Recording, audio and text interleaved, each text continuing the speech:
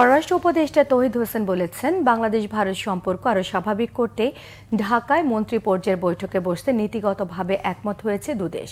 পররাষ্ট্র মন্ত্রণালয়ে সাংবাদিকদের প্রশ্নের উত্তরে তথ্য জানান তিনি। সম্প্রতি ওমানে অনুষ্ঠিত প্রশান্ত মহাসাগরীয় দেশগুলোর সম্মেলনের সাইডলাইনে পররাষ্ট্র উপদেষ্টা তৌহিদ হোসেনের সঙ্গে ভারতের পররাষ্ট্রমন্ত্রী এস জয়শঙ্করের সঙ্গে বৈঠক হয়।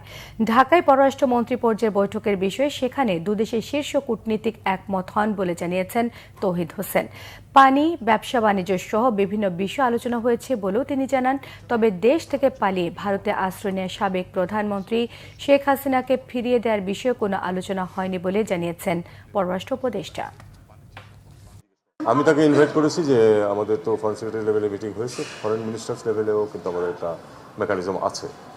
আমি তাকে বলেছি যে আমাদের পররাষ্ট্রমন্ত্রী গতবার আপনাদের দেশে গিয়েছিলেন, এখন আপনার আসার কথা ঢাকায়। আপনি যদি কোনো সময় কনভিনিয়েন্ট টাইমে আপনি আসেন, আপনি সময় জানালে আমরা সেই অনুযায়ী অ্যারেঞ্জমেন্ট করবো। এইটুকুই কথাবার্তা।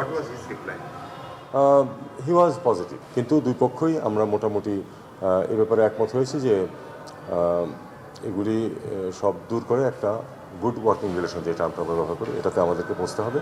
এবং সেই জন্য ভারতীয় পররাষ্ট্রমন্ত্রীও এ ব্যাপারে এগোবেন, আমরাও এগোবো।